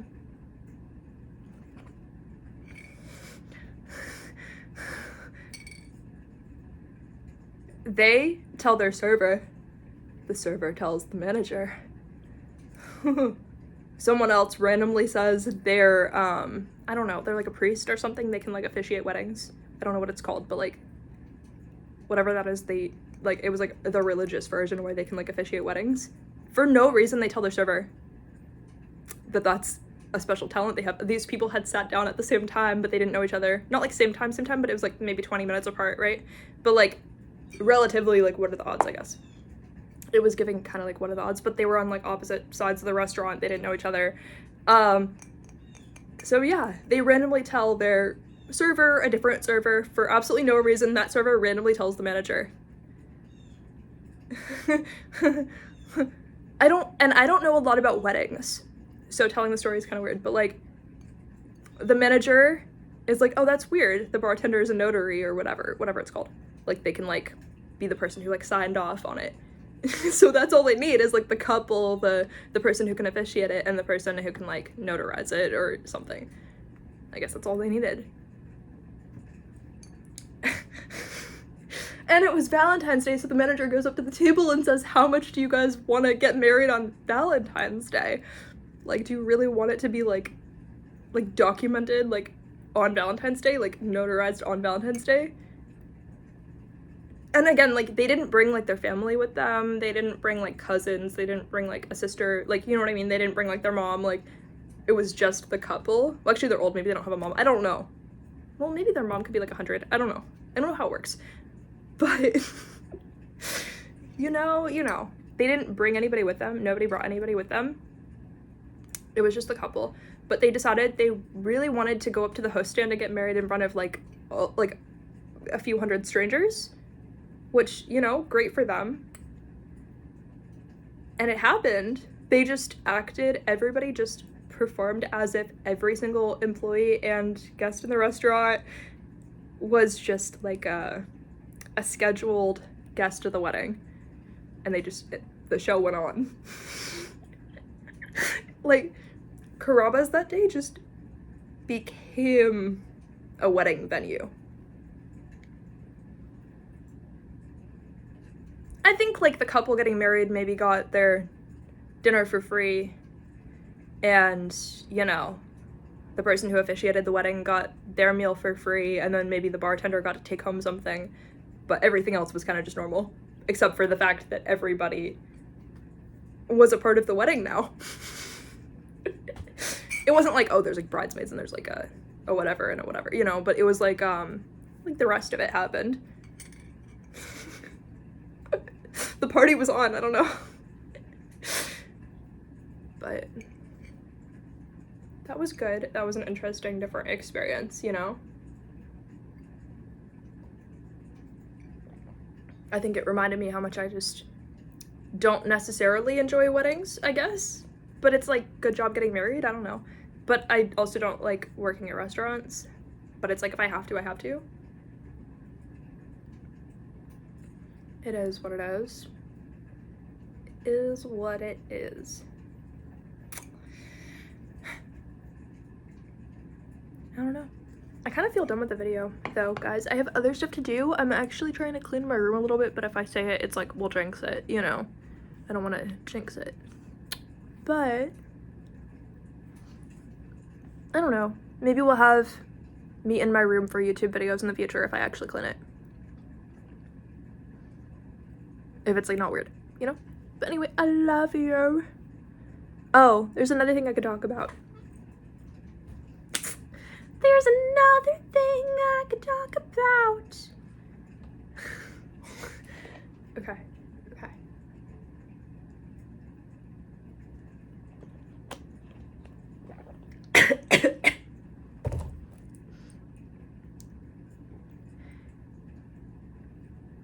Well, that's it. No. Oh, I was just thinking the other day of like how I would tell this story. It was just a dream. Just a dream. I've been having a lot of dreams, but I decided to write songs about some of them and just not talk about it. But this one, there's really not songs I can write about it. So it's so hard to explain. So hard to explain. I kind of have to set it up like it's like an equation and then we remove some parts of it and we add something else in the same spot, okay? So you're gonna have to like get it and then you get it, okay?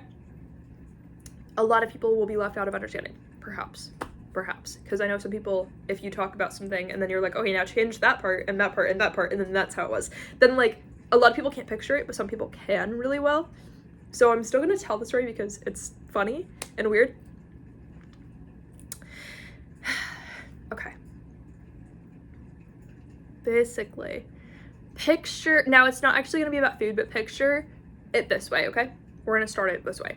So picture that there's like an office building in the middle of a city where every Uber order and every DoorDash order has to like come and like scan something and like check in before they leave to go to their destination. So say they're like, everybody is coming from whatever restaurant when they leave with the order, take it to this random building, no matter how far apart it is, because it's only like one in every city or whatever. But we're only picturing one of them just in a city. But it's like, you picture it like that. Like it's just a normal office building, but they have to come, go to the center of it and like scan something on the order, like a sticker. And then they take it and they leave and they give it to the actual person. They have to like check in, make sure that it was recorded that they got it, okay? Okay. Now, randomly, for some reason, I had to go to this building, okay, in the dream. Now that you understand like how the structure of that system kind of works, but it's not going to be about Uber and DoorDash or food, you kind of get it, okay? So we're going to use that system of what that was. Okay, so I randomly had to go to this building, okay, for something, like I had to be there. I was supposed to be there. Not because I would have been one of the people with the orders, but I was like separate from that, whatever it is, but like separate from that, okay? So I go there and I first of all notice everybody here, there's people coming and going, everybody here is from a different country. It's gonna sound weird, it's gonna sound like super weird, I don't know. The whole story is super weird, but it freaked me out as a dream, okay? I'll explain why. So, and I hate it because it's gonna sound like kind of narcissistic and about like stuff, but whatever. So I went to this, so just so you know, but like, yeah, so I noticed everybody's from like a different country. There's like a few people from Egypt, there's like a few people from Dubai, there's like a few people from, I don't know, Saudi Arabia or something, I don't know what that is, but I think it's a place. And there's a few people from like, just, they were all other countries. They were all other countries. And so I look at the objects, they're holding objects. They have like boxes and boxes of t-shirts. So it wasn't orders, it wasn't like DoorDash or Uber Eats, but it's orders, or not, yeah, orders of just boxes of t-shirts. This is the part where it sounds like ew, but like the shirts, it had like a photo of like the messiest like part of my like bedroom on the photo, because it was like a meme in different countries. It was super weird. I'm not like self-centered, like I wouldn't think that was actually gonna be a thing, but like in the dream it was like already a thing, and it was like casual. I was like signing the t-shirts, but I was like, but like basically they were taking the shirts with, like they didn't get the shirts from this building, they were bringing them to the building. Then I was there, I was like signing them, but I didn't know this was gonna happen. But it was like hundreds of people, or like thousands of people coming in and out, just doing that. And then they were going to take the shirts to like their country and like sell them, like in the streets. I was like, I don't know what kind of overnight success my dream brought me into, but these, and the photo had like no words on it, like no context. It didn't say like anything. It was just like that. And then they were like just selling it like in the streets of like Egypt. So, but I was like signing them because I was like, but it was like the most embarrassing moment of my life. It was like, imagine like yourself in like, I don't know, like the messiest part of your bedroom, but like if you haven't like cleaned it in a long time, but it's like in a like weird way, in like an embarrassing way. You're like, I never would have pictured it like that, but it was like on t-shirts. It was like tens of thousands of shirts, like just going to like Egypt or something. Like, I was like, you know what? I'm just gonna sign them and not say anything and just let it happen, because it's not really my business. It was one of those like, it's not your business.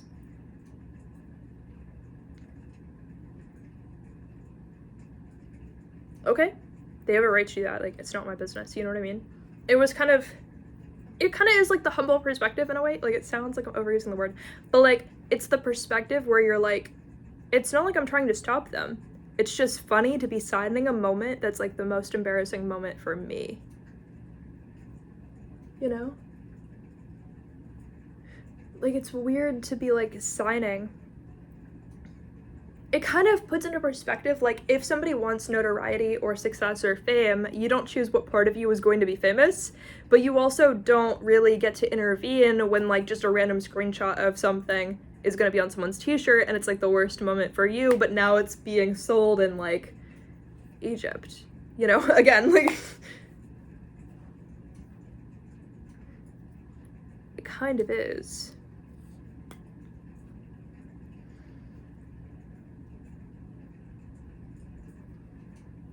Kind of is like, all you do is sign the shirt. You're not like, oh, this is like an embarrassing moment for me, like, why are you selling that? You know what I mean? Like, you're not like worried or scared. You're not like, oh no, like they're gonna find out. You're like, well, this is the merchandise you have. Like, it's just, oh yeah, of course I'll sign that, you know? But it's like the worst, like it could be the worst moment of your life that is the content that you're just like signing, and like it has to be given to somebody, you know? Like, you don't really get to stop. Even if you, like, maybe wanted to, like, the embarrassing moments being what's, like, profitable about you to somebody else.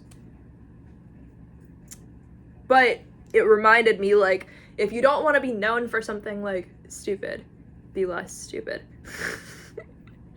But at the end of the day, like, even if you are, like, you're just lucky to be able to contribute, I guess, to society if you do, and then also to like in the future and stuff, you know, like if you are contributing to society in that way, or to like the economy somewhere in a way, or to like somebody's business, like they have like something inspired by you or something, then you're lucky to have that opportunity. It's not about if it's the most embarrassing version of that happening, it's just a positive thing that it's happening. But yeah, it was it was weird, but it made me think about cleaning my room. Like, okay, like, I'm not famous, but no, I wouldn't want it to be the most known thing about me ever, that I just don't have a clean room. Like, that would be kind of weird. I feel like I have so much more to contribute, but if somebody showed up with a t-shirt of that and wanted me to sign it, even if it made me want to die, if I had my emotions super, like, connected to the, like, I don't know, to being like, oh no, don't let that get out there. I'm not gonna be like that anyway, even if I were famous, you know? I don't have that in me to be like, to be like weird about that, you know what I mean? Like, they have to just live their life, and I would be, the truth is, a person is just lucky to be what contributes. You don't get to choose what part of you contributes, you know? But yeah, I'm not famous. In a way, I'm lucky to not be famous, because not, like, parts of my life are not perfect at the moment. I mean, it's not, like, bad. I think I'll be fine. But I like to imagine it like we're protected from what we don't know, but we still get to have experiences, you know? So, we'll see. But if I were famous to that point, like, I kind of understand how I would handle it to such a high degree that, like, I don't know why it wouldn't happen, but that doesn't mean it just instantly happens, you know? Maybe I'm just ugly. And so, like, I'm not gonna be famous because, you know, you have to be kind of perfect, you know? Maybe it's like that. It could be anything, you know? But I'm not, like, worried about that. I'm just gonna live my life at the phase I'm at. You know?